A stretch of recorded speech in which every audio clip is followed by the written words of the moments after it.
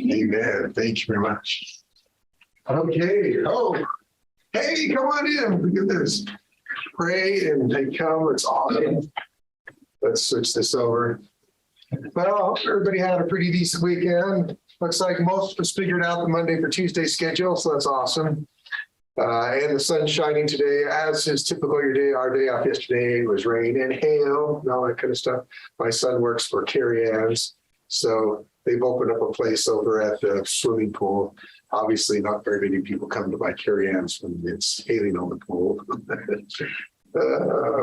he gets a free Carrie Ann's every shift, so he's happy about it. He does get paid. Hey, all right, here we are. Today, week number 10. Oh my gosh, here we are, right in the thick of things. So we're here at the end of June. We do have one more 4th of July holiday coming up, so imagine that. Let's check out our tips and tools for the day. So we've got Nate and we've got Kristen. So we'll check out Nate's first and pump up our quality. Let's see what we got. Nate Wilkinson, and if you can forgive me for how my voice sounds right now, I'm just recovering from a little bit of illness. So for this tip and tool, I wanted to highlight a tool that I use personally called Photopea.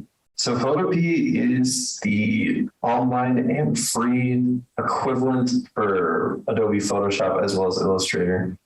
I've used it a couple of times in my own personal projects involving hobbies like Dungeons and Dragons.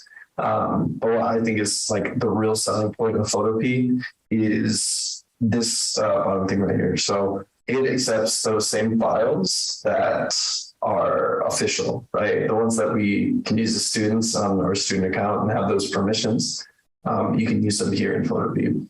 I feel like this is a great tool to have, especially since everything costs money, and especially Adobe products being a little bit more on the pricier side if you want them for your own personal use, for commercial use. So I see it in this instance. If you had a project that you were working on in Photoshop when you were a student and you graduated and you wanted to revisit that project or make some edits before sending it off for like a resume or like a job application, you can come in here, open that same PSD file and change a little bit in Photopea, and it'll, you can make those changes without having that permission that you once had when you were a student. What's really fun is if you click on new project, it'll offer some suggestions like, what are you looking for? Are you looking for a Facebook cover page? It'll have some suggestions of what you want to start, and it does have a little bit of humor, like what it's like, baby, don't hurt me, I saw the sign, So we all know that, well, it has different suggestions and things. Most of them are just project size. So we're going to exit out of that because I currently don't have any projects that have started on Photopea or PSD files or AI files, but I have used Photopea in the past to merge these two images that I had of a D&D character idea into one image so I can show it to one of my friends. So as you can tell, it's a little bit of sloppy craftsmanship. I think now is the time where I tell you that I'm not visual emphasis anymore. But just simple things and being able to kind of like do this kind of fluid thing, looking at the different layers. This isn't the raw file. This is more of the exported PNG file that came from it. But yeah, I would say when it refers or like talking about the cons of this, since it's free, typically there will be ads in this right side underneath the little like viewfinder here.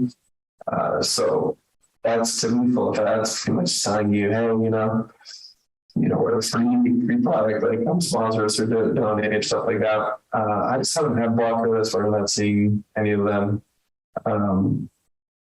As well as those keyboard shortcuts that I'm sure most of the people who use the Adobe Creative Cloud and like the Adobe Suite are like very familiarized with don't work in here. So you may have to go the long way around to get to those shortcuts and things, but the same tools exist in here that exist in Photoshop, or at least the most recent Photoshop that I was able to look at.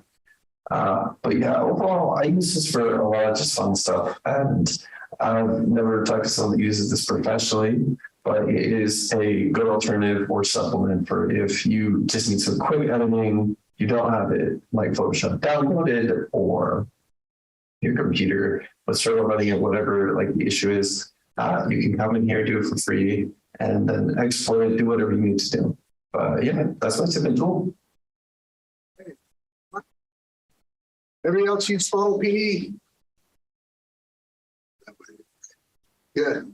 Yeah, it is a little bit of rude awakening when you get out of student mode, and if you like do some freelance stuff, and that stuff we have for school is no longer as affordable or free, so you have to use that stuff. So it's good to do some research and see what else is out there. Okay, Kristen. This is InShot, a photo and video editing app that I use to edit my videos before putting them on social media. One thing that I like is the Canvas section, so you can choose the format for Instagram, TikTok, YouTube, whichever one you prefer. And then you can upload several video clips and then just adjust the length to whichever you like, however long you like. And then you can choose the transitions. I like the fade transition, but you can choose whichever one you want. And then it'll give you a preview, and you can choose the duration of that transition. You can also add text and music. And I also like the filters. You can choose from a variety of filters. And then you can also make adjustments like you would in Photoshop and Lightroom, which is really nice. And then for each transition, the clips have to be at least 1 second long to apply them.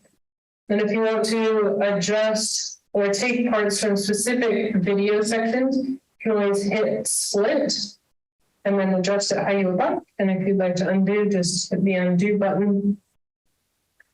And then another feature that's nice is the speed. So if you select a section, and then you can double the speed if you want.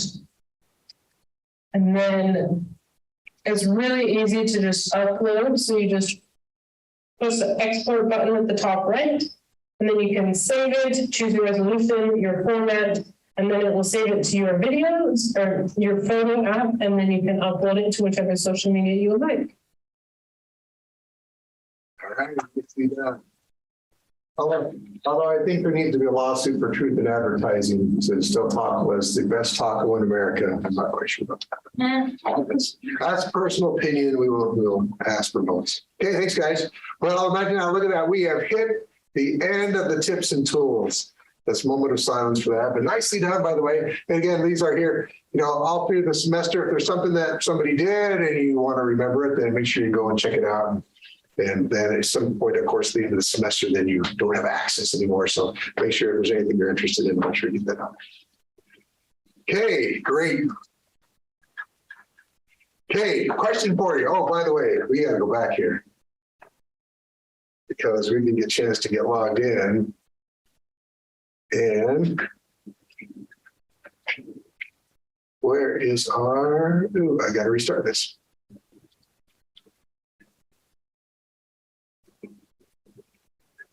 There we go. We didn't get our login.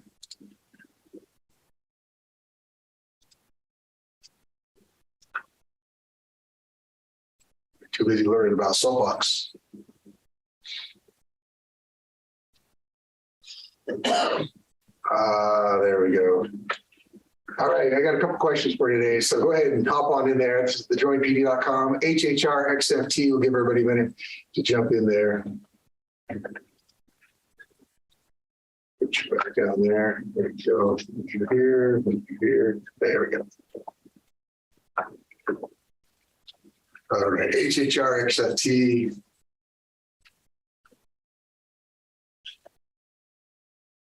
All right, let's see. We're missing.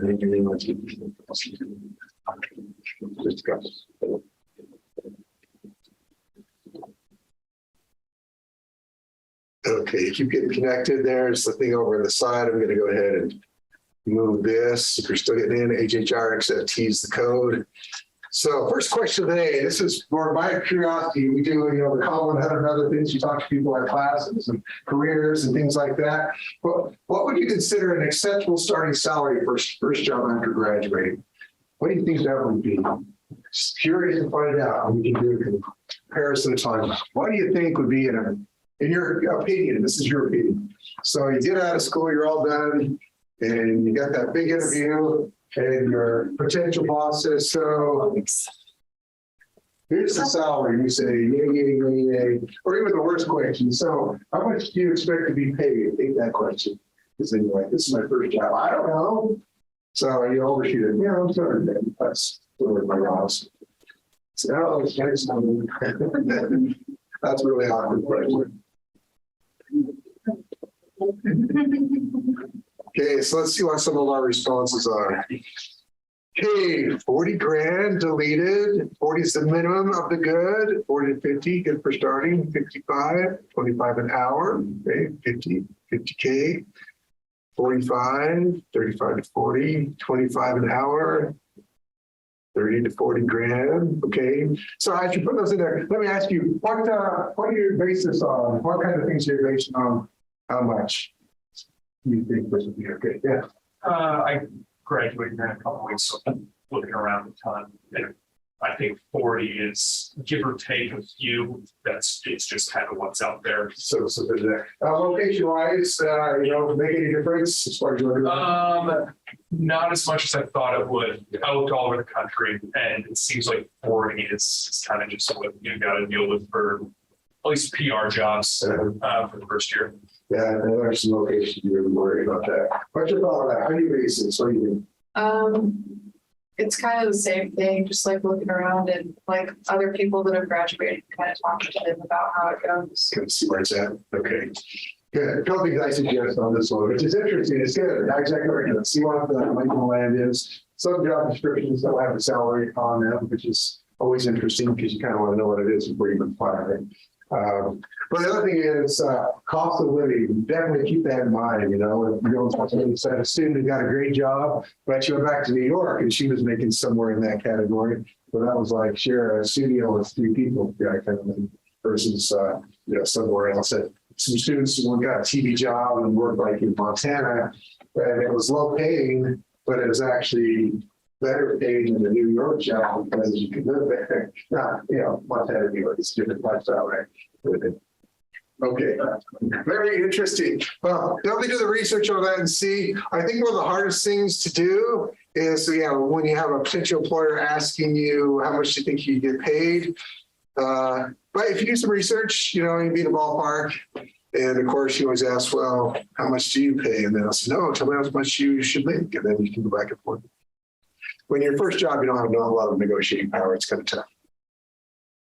My first job as a reporter at a school, they gave me a contract. It was a big contract, but I was like making nothing. But yeah, I had all these stipulations. I couldn't get another job in the same area within 2 years. And check things like this. My first job, they had what they call flex pay, which is now illegal. Every hour you worked over regular time, you got paid less per hour. It's like, what? So, but you can take a comp day. So I'll just do comp days because after about 10 hours, you're making like $2 an hour. It's pretty cheap. Don't know how they got away with that, but when you're getting your first job, sometimes you should read the line. Okay. All right. We'll come back with some more questions for you in a minute. So this is what we're working on this week. Ebook. We have another speaker summary. I'm going to tell you about that today. We're going to do a thing in LinkedIn learning about ebooks as well. We're got our last blog post module this week. Okay, and then a couple of things we're prepping for. The very final, so our final exam for this class is not one that I make up, but we do a HubSpot certification. It's a content marketing certification, so it's worth your while. And so that's our final exam. It's up and available because it's always there, but it does take some time to go through. The exam is based on the materials. We've already done some of the modules, but on the modules that are part of the content marketing. So you can start working on it anytime you want. The deadline is that Wednesday, July, whatever it is, it's the last day of graduation is. So you can take it anytime before then. And so I put some stuff here so you can go and just look at the different modules that are required. It will take some time. So just make sure you plan on that. It's pretty rough to try and do it, really quick because it is based on the stuff there. And they do talk about many of the concepts we've talked about in class, but it's all based on the specific stuff from the training module. So definitely do that. But it's one of those good, better, best. That's a really good certification to have for your resume and stuff. HubSpot's widely recognized as a leader in this area. So Okay, and we do have some extra credit options, so we can talk about those. Okay, we did tips and tools. Okay, that's what I want to do right off the bat. That's the part I want you to share with me. On a scale of 1 to 10, with 10 being difficult, 1 is easy.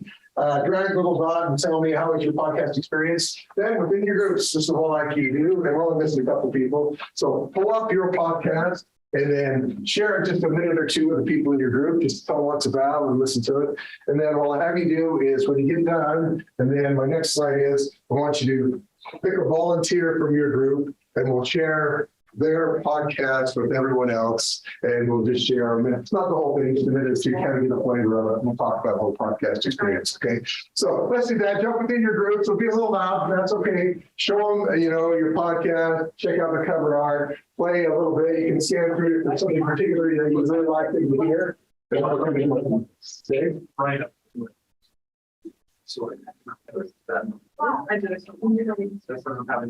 Okay, let me grab your attention, just a couple things, then we'll come back to this. So number one, someone needs to work on their dexterity skills because we've got a spot down here. I'm just joking. Let's see, so 2s and 3s for easy. We have a couple 7s, 8s. So tell me, as far as Anchor FM went, was satisfactory work okay for you? Anybody run into any particular problems with them? Okay. If you're a pro, then it might be a little bit handcuffing because it's not quite as, it gives you much freedom as like some other tools do, but it's really easy to manipulate. So I thought that was pretty good. Okay, so on the upper level things, we got moving dots even as we speak. I feel like, one of those guys that got rifles pointed at you. Well, what were some of the more difficult aspects of it? Was it just coming up with the podcast, or was it working with tools? Give me your feedback on that. And for me, it was just a lot of like technical issues that were even outside of like Anchor FM, like capturing all of our quality like audio there. Gotcha. Yeah. As well as like, I guess if I were to use the tool, I'd prefer more like a dual track thing. So I'd have them speaking, me speaking. Sure. But it got the job done. Yeah. Pretty well. Yeah. The only real issue I have was just the fact that if you recorded a segment of audio, you couldn't then like go back in and clip out, at least from what I saw. I may have just not seen that. And so I ended up, it worked out fine because I ended up just recording everything in shorter segments. And then it's like, if I need to scrap something, I can scrap 45 seconds. Yeah, it would have been nice to be able to like chop out a stubble or something. Let you trim but not chop. Yeah. Yeah, that's kind of thing. Well, take something out of the middle and you're out of luck. Yeah, kind of thing. So that's the part that, if you really want to get into more editing, then you have to record on a separate tool and upload it, which okay, cool. Well, I hope you had fun with it, at least to a certain point. And let's see, let's go to our next one over here, because that's what we want to talk about. So let's get this in here. Thank you. Okay, so here's all I have you do. So there's a spot in here to copy and paste a link to one person from your group's podcast so we can all enjoy it together. So pop one of those in there and we'll go ahead and take a listen. So vote democratically or authoritarian, whatever it is. So we won't listen to all of it, but I just want everyone to get a chance to listen to it, at least a little bit, so I get some ideas of what everyone else is doing. Okay, we'll listen to Rachel's and then we'll come back. Let's see, we got Nate's, we got Dylan's. Okay, and then we've got a volunteer for Adrian who's not here. I think we should listen to Allie's just for that. Rachel, let's check yours out. Okay, the question I had for you, Rachel, that I would have had for Adrian about making runs. So photography inherently visual. How did you decide what you're going to do a podcast on? I honestly just chose bits and pieces from like blog posts that I've already written, but not all of them. Also just like tips that I do. But yeah, you can give like tips and advice about like showing. It's better with like video, but yeah. Yeah, if you got an audience that's listening driving the car, then probably not going to work out. I do the blog posts though. Okay, let's check it out.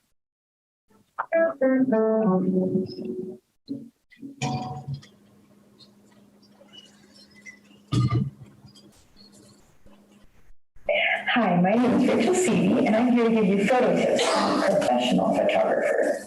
Today, we'll cover some basic smartphone tips, how to pose with kids who are running all over the place, and why you shouldn't pay too much for a photographer. We'll start with covering a smartphone tip for the day. You know those pictures of waterfalls where the water is perfectly soft and blurred and it looks super professional? You can actually do that on your smartphone. Most of you have a live photo option on your phone. So go to the waterfall, or you can try this with your faucet first. You need to hold your phone perfectly still, like set it on something or use a tripod, and then you take a live photo for 2 to 3 seconds of the waterfall. And then you go into your gallery, go to your live photo and swipe up or click the 3 dots or whatever, find your option and click long exposure. And it'll take the frame from the entire 2 to 3 seconds that you were recording and it'll make it all into one photo, just like a long shutter speed would on a normal camera. And then boom, your waterfall will be soft and blurry and the rest of your photo will be sharp because you held it perfectly still. Ah, very nice. All right. Okay, good job pulling it in there. Nice to do. Okay, Nate, what do we got? You consider too much for an hour. It depends.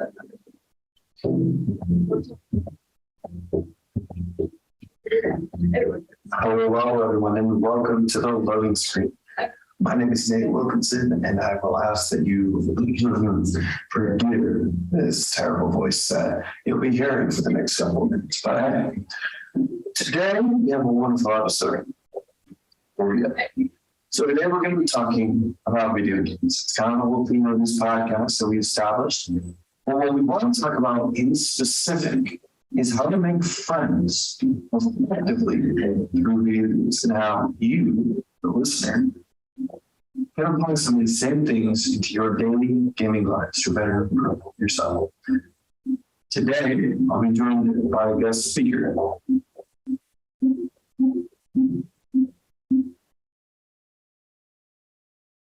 Everyone to the podcast today. Today, we are joined with one Oliver. Oliver here has been a long-term friend of mine. But go ahead and introduce yourself to the people, Oliver. Oh, hello, my name is Oliver. I'm a longtime friend of Nate. All right, we'll have to listen more about Oliver later, but there we go. All right, so you got to get it. So Dave, you bring it up. Yeah, harder to get when you're doing the multiple people. Okay, Dylan, let's see what we got here. Okay, serious sports. Hello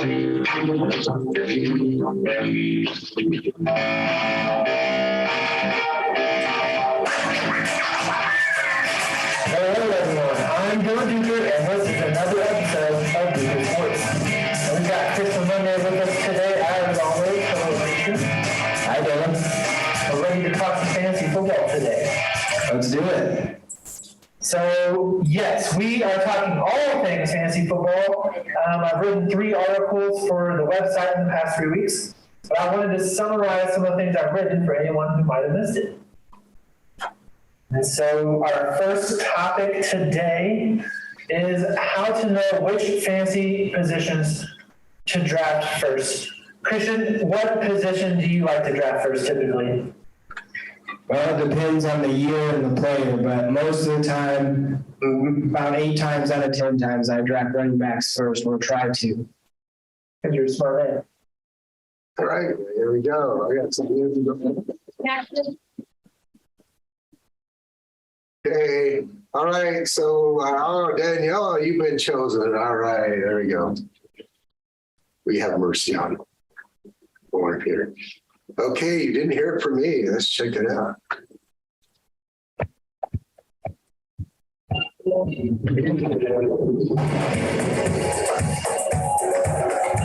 Hello, welcome to T-Rex Dailies You Didn't Hear From Me podcast. I am Daniela, your host for today, and today we will be hearing our first guest speaker on the show, Nacho Rodriguez, PYU business student.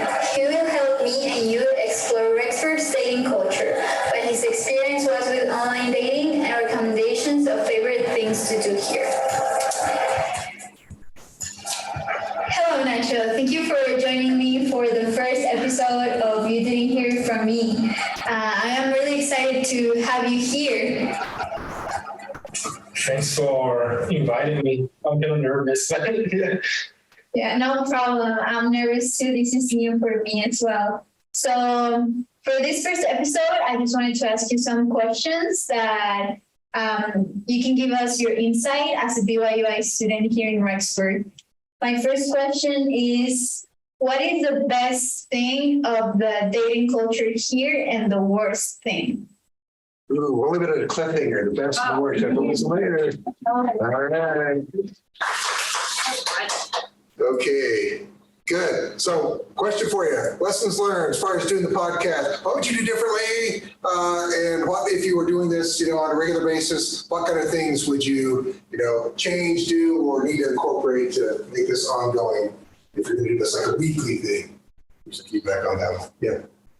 For me personally, I need to tweak a little bit of my settings, like my audio kind of peaks a lot, or volume wasn't stable and stuff. So I'm gotta look a little bit deeper into the settings. Yeah, go play with a little bit more, get better at playing around with a little bit more. Okay, Howard. I wouldn't talk as fast because I'm nervous about super fast. Yeah, that takes some practice. I gotta start talking faster too. So it's like, listen, just like, oh, is that really me? That's what words. Yeah, that is me. I think okay, so technical bit, just get to know it. And so it sounds better. And then I think one of the hardest things, if you're doing this like on a weekly basis, man, it's just a lot of content. And it takes time. Doing our 5 to 6 minutes took enough time to do that. So if you're doing, unless you're talking about fantasy football and just talking because you love it and fun. That's still not that easy though. You still have to find out what you're gonna say. You just can't always just talk off the top of your head. That doesn't work out so well. So, all right, good. Well, I hope you had fun with it as we went through it. So how many of you think you might do some podcast stuff for fun just in the future? No. Okay, let's get that so we don't run out of time. What is a lead magnet? You heard the term. What is it? Anyone want to try to find a lead magnet? You probably heard the term, some guys in chain magnet, but that's not this is. Although the same concept. But what is a lead magnet? The speaker talked about it, right? And it's the thing you use to draw people in, not only something that will benefit you, but you're also giving something. Yeah, absolutely. Yeah, think about this. If you're not online, if you're at a grocery store or a convenience store, they have what's called a loss leader. So today we got 20-cent refills. They come in, you get the 20-cent refill, but they hope that you don't just pay 20 cents and walk out. They hope that you buy some Twinkies and some other things. So, they actually still make money. So this one is exactly what Nanny said. We're trying to get someone to us, give them something of value. And typically what we're trying to get is for all we're going to be is their email. But it could be them to follow us, or it could be actually a sale, right? Depending on what we're doing. But we're in the nonprofits here. But just bird wise, nonprofits are great to work for, but it's always good that someone makes some money somewhere because everyone wants to get paid. If you personally do a nonprofit, that's not such a good thing, right? Everyone's actually makes some money. So lead magnet. All right, so let's look at some. So just like it says, a marketing term for a free item or service that is given away for the purpose of gathering contact details. So trial subscriptions, samples, white papers. Anybody ever do a free sample or trial subscription for something? You gave them some information. Okay, free consultations. Okay, we're going to create an ebook, and we've created most of the content for it already, and we're going to use a particular tool to put it together. So here's some examples. Again, podcasts could be it, videos, infographics. Lead magnets, by definition, you can't get to them without giving up your information. So if it's a video, then it's behind a password or something like that. So you have to give up some information.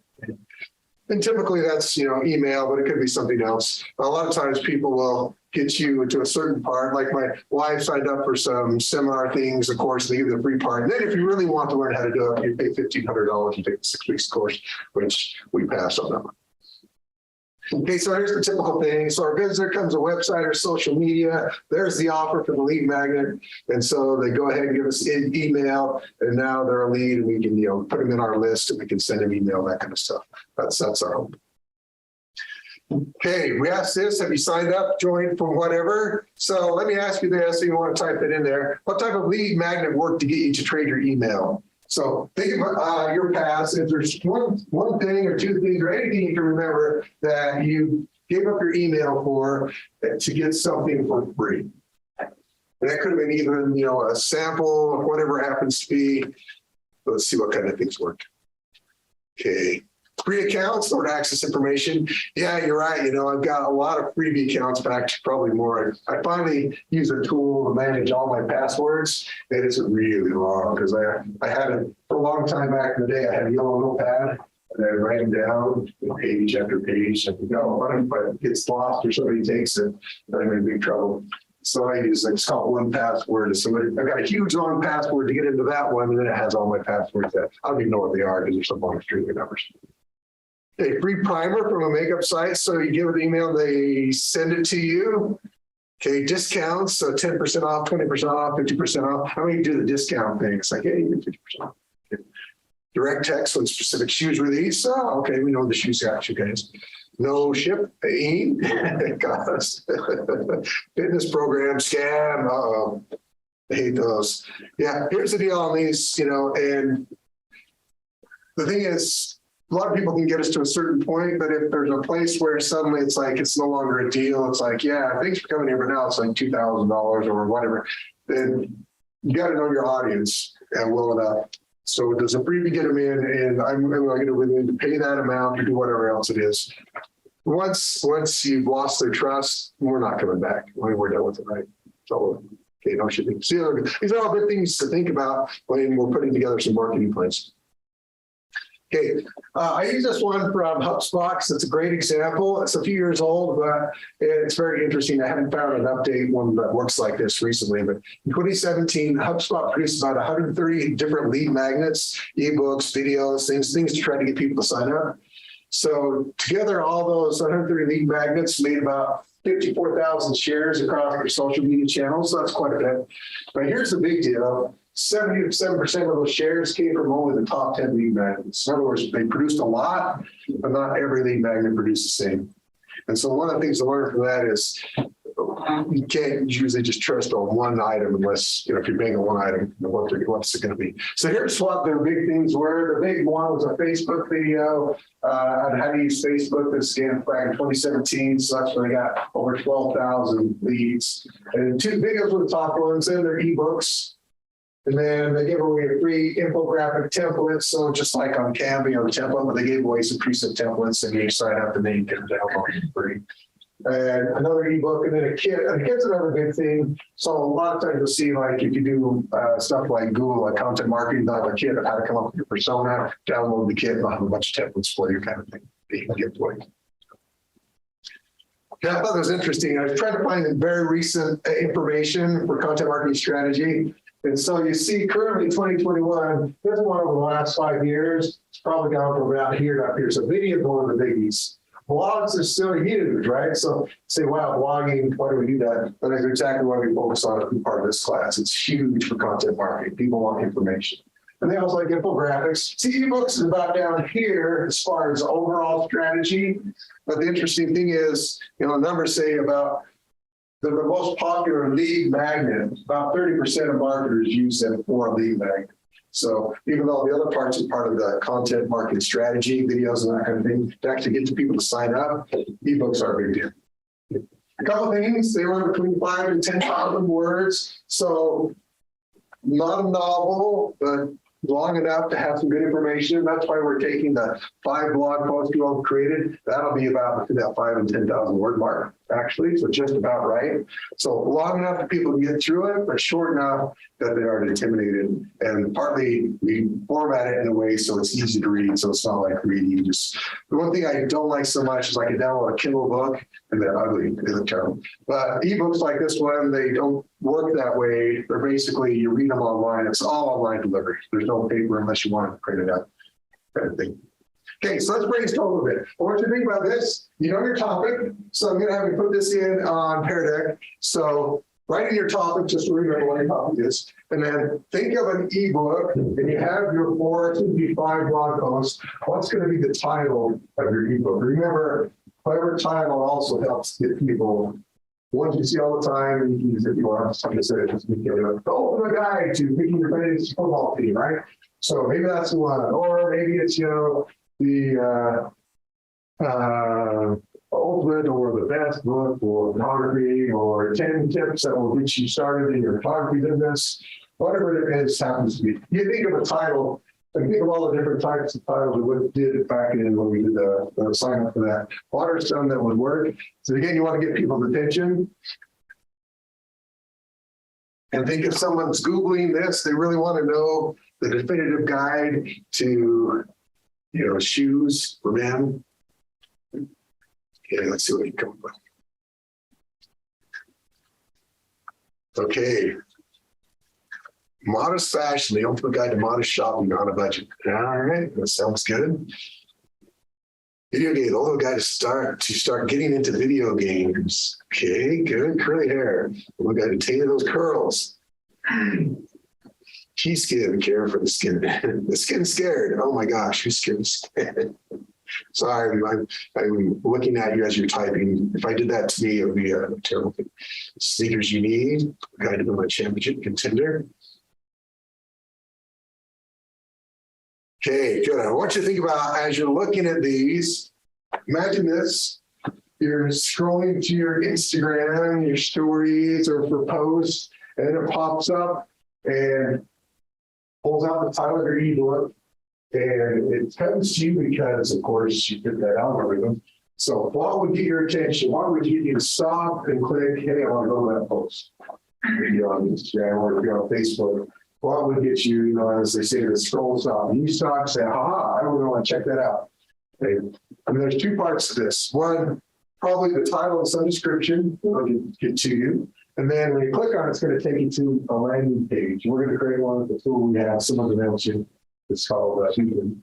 And so what's on that page to take you the next step? You walk to, there's a convenience store and it says something's on sale inside. You walk inside, and then once you get inside, you actually have to pull it out and make the purchase, right? So what's going to get you to go out and make the purchase? In this case, it's a okay, family photos without the stress. Okay, I like that.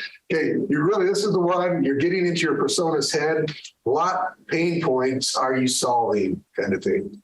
Okay, guide to game, hobby to career. Okay, top skincare for the skin scared. There we go. We like it. Ultimate guide to becoming a better leader. Leadership of women. Now we better get those women in there. Adrian, Adrian. Here we go. Yeah, thank you. That's better.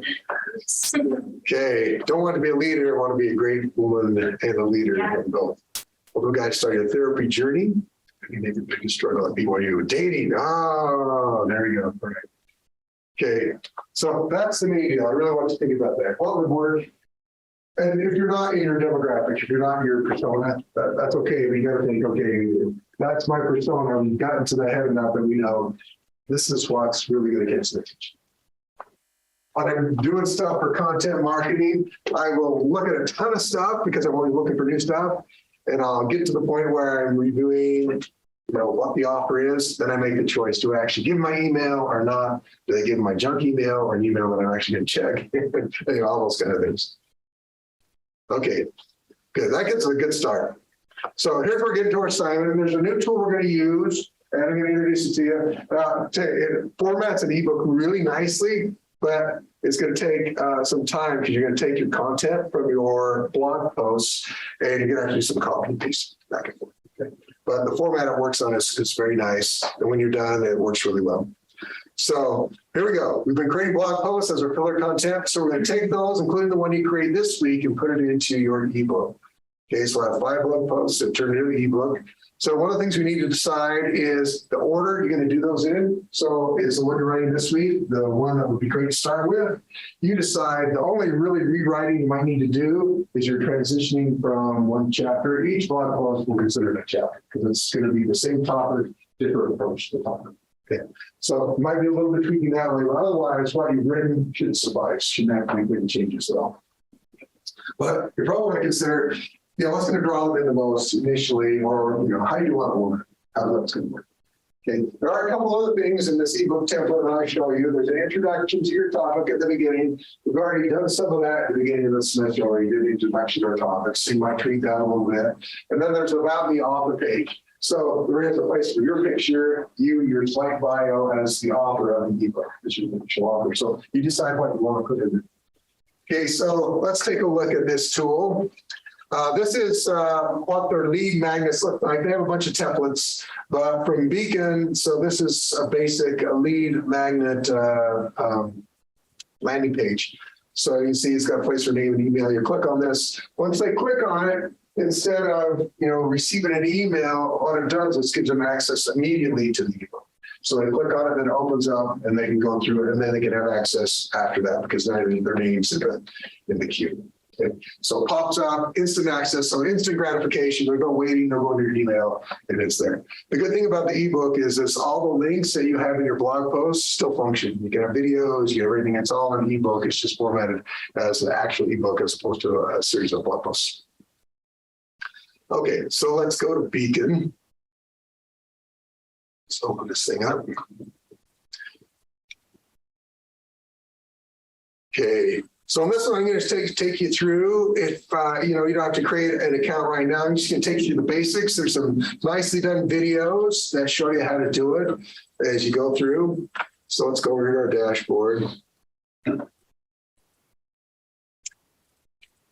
Okay.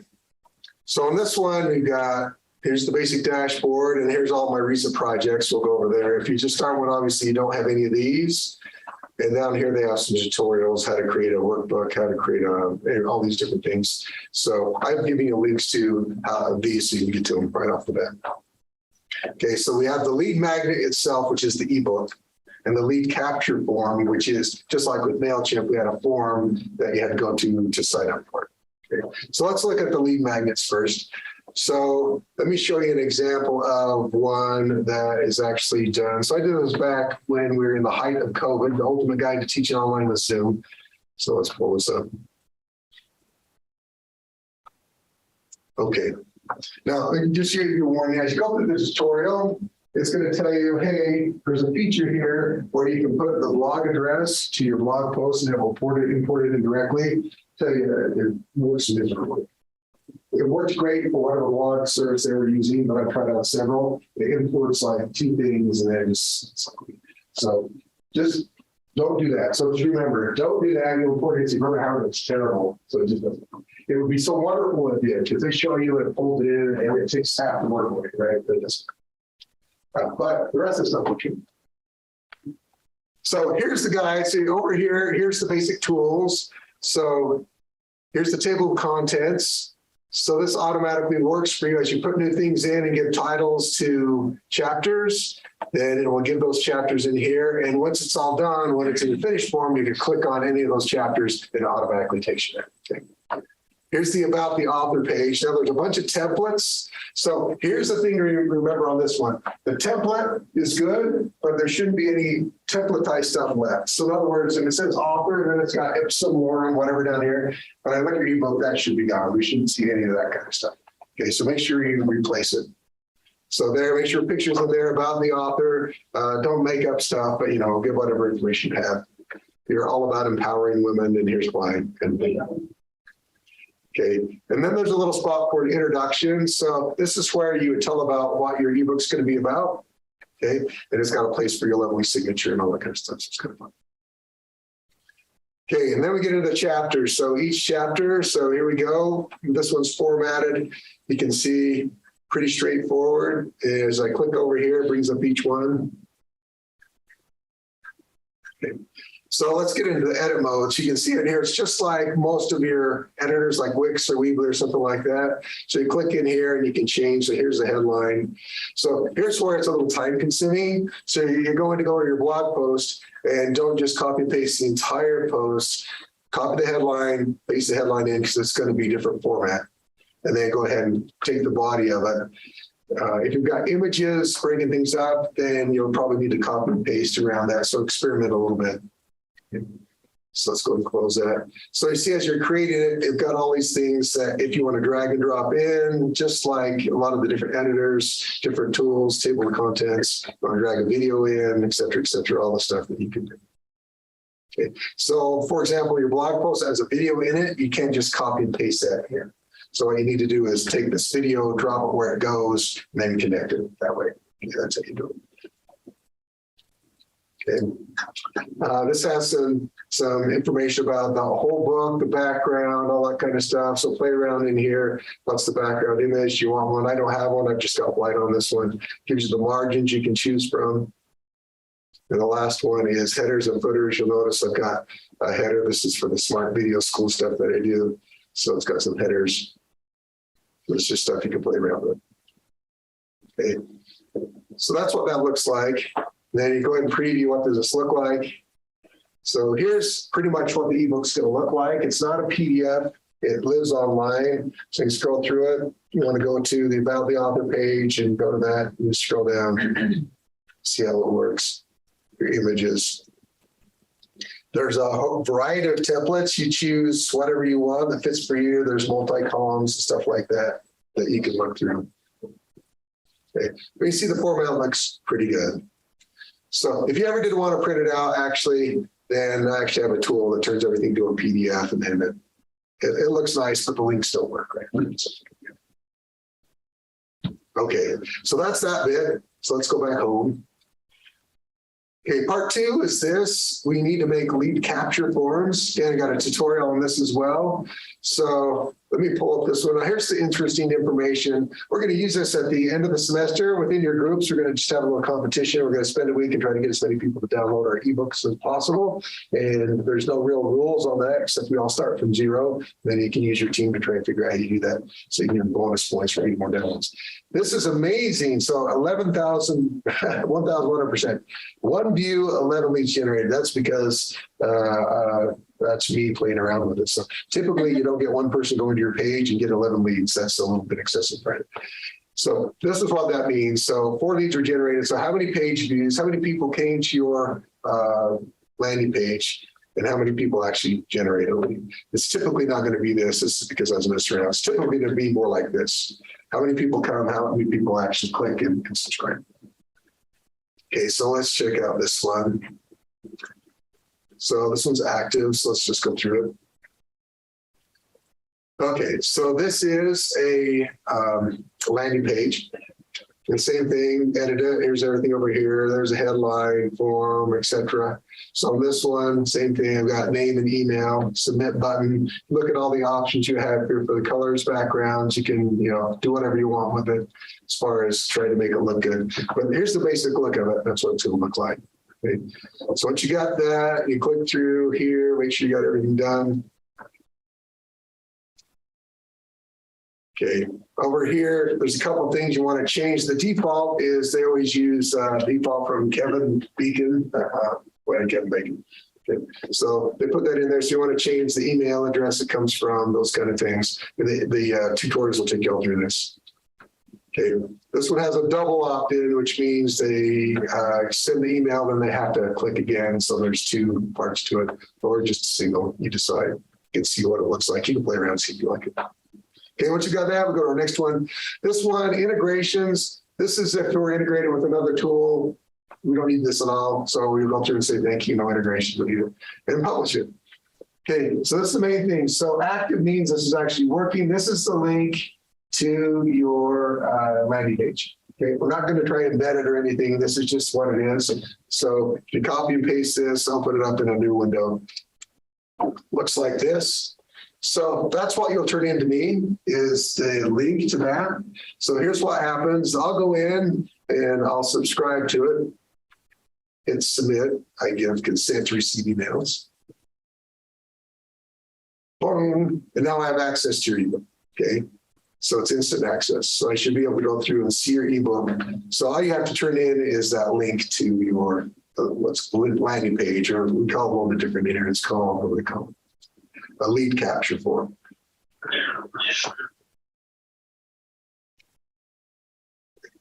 So there's the lead capture forms. Okay, so the hardest part about this one, probably going to take you 15, 20 minutes. Just go over the interface, make sure you're comfortable with it. Have a video. The guy talks kind of slow. He's got an Irish accent, so you're going to fast forward a little bit. He's got a whole section about importing in blog posts. It takes about 10 minutes. When you get to that point, go fast forward because it doesn't work. At least I never got it work. If you want to write it, it's fine. I would spend the time just reading everything back for it. But then get to the rest of it, he just shows you how to make a link lock form, the landing page, and the basics of this. You probably don't even need to watch all of that. You just get the idea of how it works, and then you'll be able to do it. The longest part is basically starting this lead magnet page and doing some copying and pasting. Okay, so this was my example. Donuts for free. So you go ahead and again, edit everything you want to, depending on the template you choose. There's lots of templates to choose from. Let's see. So when you open it up, it gives you all these options. We're looking at an ebook.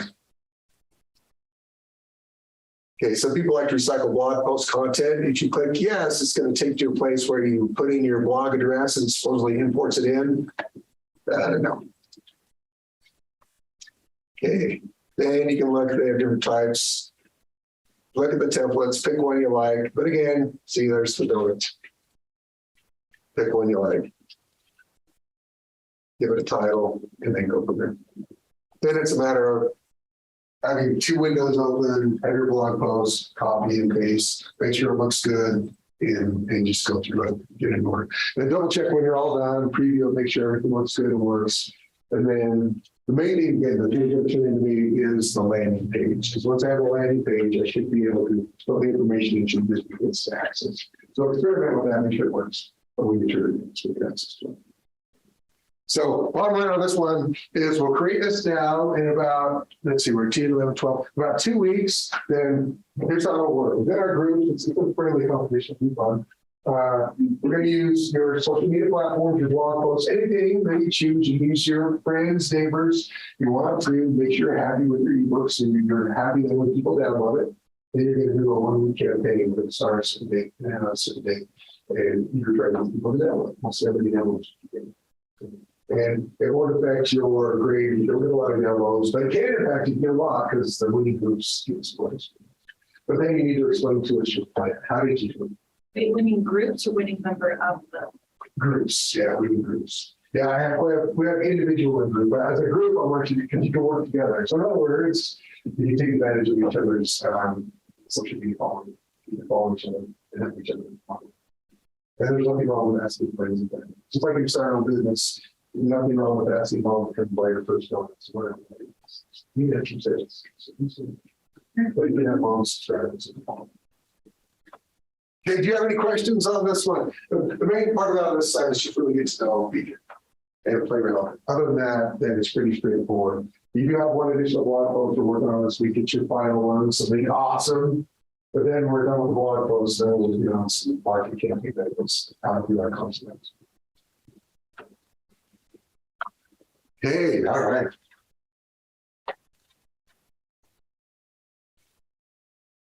Okay, just a couple of items, just information only. These don't have much to do. We don't have an assignment associated with it, but we really need to be familiar with some content metrics. So there's people talking about metrics and analytics. It sounds kind of daunting, but really it's measurements, right? So if we're a carpenter, you need to know inches, square, whatever it is. You need to know the terms of the trade. Same thing here, we just need to know some things. So for example, your blog post was probably one of the most obvious metrics that we want to know. Views. How many people have come? Okay. And then there's a couple other things. So 50 people came. What's probably the next thing you want to know? Yeah. The clicks, I don't know. Yeah, it could be. So especially if you've got like an offer on the page, did they actually click on it? Okay, so that's a good one. Anyone think of any other things you want to know? So we got 50 people to come. We got 12 clicks. Like, okay, they actually came, they clicked on something. That's good. We want to know what they clicked on as well. That's okay. Any other things, any other terms you can think of that we might want to know? So it's tough. Okay, a couple things like unique visits versus just visits. So in other words, I've got my own web page. I kind of check on it 20 times a day because it's just like my page, right? So I got 20 visits, but they were all for me, right? So same thing, or my page, visits, but that's not, yes. So the unique visits. So everybody in class comes to the page. Now we've got 14 unique visits, and they're all from individuals. Okay, so that's important. And then another term called bounce rates, which is a little bit different for like some of the things we looked at. But I noticed I have a web page. I must have put it on something somewhere because I haven't really kept it up well. But I got like 1,000 visits last month, but the bounce rate was like 99%. In other words, they came to it, they didn't click on a single thing, they were gone. So I have no idea why, because it's a page that I don't really track. So like, why did I get 1,000 visits last month? I have to go check it out and find out why that is. But the bounce rate was like, wow, yeah, nobody liked it. They left to be campaign, which I get because there's not much there. Okay, so this is the one from Beacon. So this is the main ones, and gives us. They can do some more, but we're going to check out. Does somebody actually come to our landing page? If they do, we generate a lead. That's really simple. And then it gives us percentage. So I got 26 views. 2 people actually did. And so that's our rate. If we're talking about an open rate for unsolicited emails, like 2% is really good. And you think about it, send out 1,000 emails, you get 2%. We're pretty happy with that. So if we really got like a 50%, that's like awesome.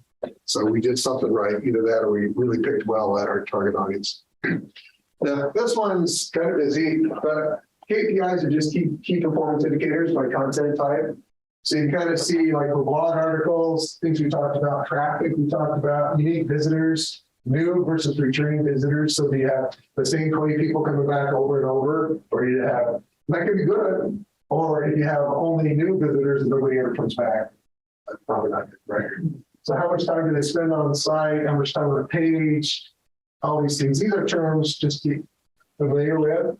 And where do they come from? This is really great information. If they're coming to your blog post, are they coming as mobile, desktop? We better make sure it looks good on mobile as well as desktop. If we're getting everybody coming from the phone, and you look at it and say, wow, this is terrible. As you look at the phone, you should probably change. Same thing with email, open rate, how many people actually open the email. Conversion, simply if you have links in your email, go do something, like sign up, then the conversion rate. 20 people open the email, 2 people actually did something, so we get a conversion. And you see other ones. Social media is very different. It's usually followers. Now we can have a conversion rate here, especially if you have some sort of offer on your social media. But then we get into each of the different platforms. Go and look at the different metrics, and then most of them have a little box or a little icon next to it, and you hover over it, click on it, and it'll tell you what that actually means. When it says reach, so it's good. What does that actually mean? So you can see, well, what are we talking about? We're talking about. Okay. So this is just kind of interesting to look through. I want you to be familiar with this as you're in the job market, where you do anything that's very specifically content marketing or anything like social media related. Just being able to understand the terminology and understand what it means, especially helpful in a job interview when someone's talking to you. And one of the reasons I want to do this in this class, although it's pretty small scale, is I ran a small campaign for a class. We created an ebook. This is how we decided to strategize to get it out there. We ran it for a week. We put it on a landing page, ran some posts on social media, and you got 52 downloads, and we had a 20% conversion rate, which was good. And you can talk about those things. And when we went back and looked at it and figured out, hey, how do we get people came to our website? Or I drove to my website from my social media, but we found out that wasn't the most effective because we look at the links to and from and very much. So even if it would be considered a failure, in other words, you got like 10 people to subscribe, what happened? And you can explain the process of what happened. And so that's cool. That's why we do something like this class. We said you go to a business, not everything's going to work, but at least you can understand. I mean, that's the worst thing. I go to the boss and the boss says, he or she. So why don't we have anybody sign up for this? And I don't know. Well, let's find out. And so you can talk about those 2 countries. Okay, here's our guest speaker of the week. We're not going to listen to him here in class. This is John Dye. He actually works for, who does he work for? Not New Skin, doTERRA, thank you. He used to work for the church of Bonneville for a lot of years. He was one of those early adopters who got into social media as an influencer back in the early days. He worked for Bonneville for a long time, and then doTERRA came along and made him an offer that he just didn't refuse. So he's over the international market. So he's a great LES guy, good friend, I like him a lot. So he's got some good information that I think you'll enjoy listening to him. His does get some into some specifics about content marketing. He's also got some great job advice and career advice based on his background. So John Dye, same thing. That's that one-page paper, double space, Times New Roman, all that kind of stuff. There we go. Okay, so let's go back here. See if you have any questions. Let's just review the assignments for this week. See if you've got any questions and before we let you run. Okay, so our last blog post, last one. Okay, this one we do have a LinkedIn learning module. It's over ebooks. So make sure you do that one, and there's a quiz associated with it. So it'll probably take you about 45 minutes, I think, but it goes over some of the ins and outs. The ebook lead magnet, again, the longest times, get to know Beacon, and then some copy and paste. So it's going to take you a couple hours to make sure it looks good. Okay, our speaker summary. So listen to that while you're exercising and write up your summary, or just don't listen to it as you're meditating. When I listen to something as I'm meditating, I'm really sick. So just okay, these two are just to help you out. So there's no assignment associated with it, but it's got a date just so you open up and look at it. So this is the final exam prep. It just explains HubSpot exam, how it works. So you can read through that. We'll talk more about it later because we've got several weeks before you actually need to do it. But don't wait until like a day or two because there's a fair amount of content to go through. It's just like the modules we've already done for HubSpot, but there's a lot of them. And the last one, if you want to do some extra credit, I've got some options. I'll just give you a basic overview today and we can talk about it later. So for the eMarketing Institute, those are kind of on the good, better, best scale. They're good, but they're pretty easy to pass. So if you want to pick one of those outside of content marketing, review it, take it, certified, then you can earn 25 points for just one, only one. You pick one, they give you 25 points for that. There's one that's really good. It's the Hootsuite Social Marketing Training and Certification. You can earn 50 bonus points for that one. That will take you quite a few hours, actually. That's the equivalent of like the HubSpot one, but it's for social media. It's a really good certification.